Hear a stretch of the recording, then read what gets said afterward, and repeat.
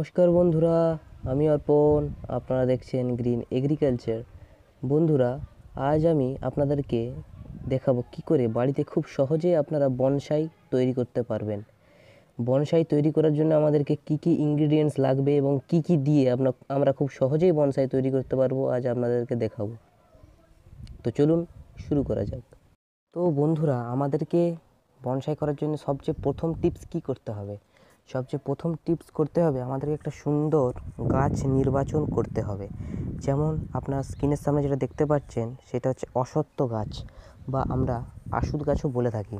এই গাছটাকে আপনাদেরকে জোগাড় করতে হবে। আপনারা যদি প্রথম বনসাই করেন তাহলে এই গাছটি আপনার জন্য বেস্ট হবে। আপনাদেরকে প্রথমে গাছটা কাটিং বা যা হোক যেইখান থেকে জোগাড় করে গাছটাকে আপনাদেরকে লাগাতে হবে। লাগানোর জন্য আপনাদেরকে গাছটির বনসাইয়ের সয়েল সম্পর্কে জানতে হবে। আপনারা যদি না সয়েল সম্পর্কে জানেন তো চলে আসুন, প্রথমে সয়েল সম্পর্কে আপনাদেরকে বলে দিচ্ছি, তারপরে শুরু করব কেমন করে আপনারা বনসাই তৈরি করবেন। তো চলুন দেখা নেওয়া যাক কী কী ইনগ্রিডিয়েন্টস দিয়ে আমরা সয়েল তৈরি করব। তো আমাদেরকে বনসাই সয়েল তৈরি করার জন্য কী কী ইনগ্রিডিয়েন্টস লাগবে চলুন আপনাদেরকে দেখিয়ে দিই। সবচেয়ে প্রথমে আমাদেরকে 2 ভাগ ইট কুচি নিতে হবে। ইট কুচি যদি আপনার কাছে না থাকে তাহলে আপনারা টব ভাঙাও ব্যবহার করতে পারেন। তো কি বললাম, 2 ভাগ ইট কুচি, 2 ভাগ কম্পোস্ট এবং 3 ভাগ পাথর কুচি, পাথর বা নুড়ি, যেগুলো আপনারা বালি চালার পরে পেয়ে যাবেন বা কোনো বড় ইনস্ট্রাকশন বা বিল্ডিংয়ের কাজ চলছে সেখানে গেলেই পেয়ে যাবেন। তো কি বললাম প্রথম থেকে আরেকবার বলে দিই, 2 ভাগ ইট কুচি, 2 ভাগ কম্পোস্ট, 3 ভাগ পাথর কুচি, 1 ভাগ কোকোপিট এবং 1 ভাগ স্যান্ড এবং 1 ভাগ ভার্মি কম্পোস্ট। তো এই ইনগ্রিডিয়েন্টসগুলোকে আপনাদেরকে একসাথে মিশাতে হবে। একসাথে মিশানোর পর আপনারা গাছটা লাগাবেন। লাগানোর পর 1 মাস পর আপনাদেরকে গাছটাকে ঠিক শেপ দিতে হবে। শেপ দেওয়ার জন্য আপনাদের কী লাগবে এবং কেমন করে শেপ দিবেন, শেপ দেওয়ার পর কেমন করে কাটিং করবেন, সব আজ আপনাদেরকে এই ভিডিওতে দেখিয়ে দেবো। তো চলুন এরপর আপনাদেরকে দেখিয়ে দিই কেমন করে আপনারা গাছটাকে শেপ দিবেন।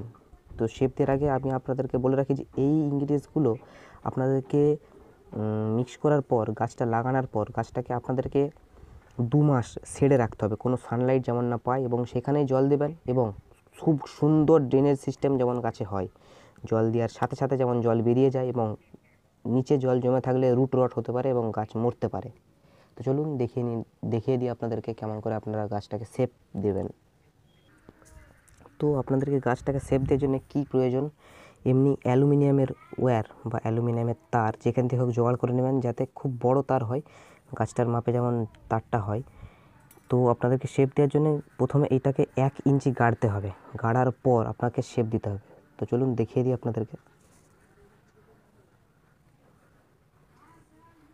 দেখতে পাচ্ছেন আমি একটু গেড়ে দিয়েছি, তারপর এইটাকে শেপ দেবো, গাছটাকে জড়িয়ে শেপ দেবো। গাছটা একটু বড় হয়ে গেছে আমার, আপনারা গাছটাকে এত বড় করবেন না। তো আপনাদেরকে শেপ দিতে একটু অসুবিধা যাতে না হয়, যাতে সুবিধা হয় সেই হিসাবে আপনারা শেপ দেবেন।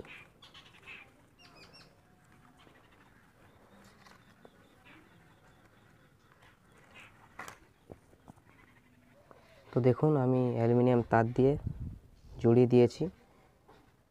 এরপর আপনাদেরকে কি করতে হবে, এটাকে বেন্ড করতে হবে এবং আপনাদের যেমন দরকার সেই হিসাবে এবং আপনাদের যেমন ভালো লাগে সেই হিসাবে গাছটাকে শেপ দিবেন। খেয়াল রাখবেন খুব বেশি বেন্ড যেমন না করে দেন, এই গাছের স্টেম ভীষণ সূক্ষ্ম হয়, পট করে ভেঙে যেতে পারে, ভেঙে যাওয়ার সম্ভাবনা থাকতে পারে। তো খুব সাবধানে কাজটি করবেন। তো দেখুন আমার যেই রকম ভালো লাগলো আমি সেই হিসাবে গাছটাকে বেন্ড করেছি, এবং আপনারা খুব সতর্কই থাকবেন। আমি বলে দিচ্ছি, খুব ভালোভাবে গাছটাকে বেন্ড করবেন। বেশি বেন্ড করে দিলে গাছটা ভেঙে যেতে পারে, দেখে শুনে কাজ করবেন। এই হলো আমাদের বেন্ড করা, এবং বেন্ড করার পরে গাছটাকে আমাদেরকে রিপোর্টিং করে দিতে হবে। রিপোর্টিং করতে গেলে আপনাদেরকে খুব সবসময় খেয়াল রাখতে হবে যাতে গাছের কোনো ক্ষতি না হয়, শিকড়ের ক্ষতি না হয়, এবং ড্রেনেজ সিস্টেম খুব ভালো রাখতে হবে। ড্রেনেজ সিস্টেম ভালো না রাখলে বনসাই আপনাদের সব কাজ করবেন, লাস্টে দেখবেন গাছ মরে যাচ্ছে, তখন আমাকে বললে আর হবে না। আপনাদেরকে সব জেনে বুঝে করতে হবে। আমি ভিডিওতে A to Z বলে দিয়েছি, এইভাবেই আপনারা কাজ করবেন, তবে আপনাদের 100% রেজাল্ট পাবেন।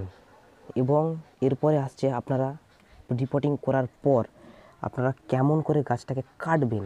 গাছটা কাটার হলো আপনার ডগটা কেটে দেবেন, ডগটা কেটে দেওয়ার পরে আবার যখন নতুন স্টেম বেরাবে, নতুন স্টেম থেকে দুটো পাতা ছেড়ে ডগটা আবার কাটবেন তার, তবে আপনার গাছ ঝাঁকুর ঝুকুর হবে এবং গাছটা খুব মোটা হবে এবং বনসাই খুব ভালোভাবে হবে। সবসময় খেয়াল রাখবেন, সতর্ক থাকবেন, গাছ খুব ভালো করে করবেন এবং এই গাছের একটা গাছের প্রাণ নেওয়া মানে একটি মানুষের প্রাণ নেওয়া। So please don't make anything that and tree can harm. এমন কোনো কাজ করবেন না যাতে গাছের কোনো অসুবিধা হয়। গাছ মরলে একটি মানুষের প্রাণ নেওয়া হবে। এই গাছই আমাদেরকে কিন্তু অক্সিজেন দেয়। এবং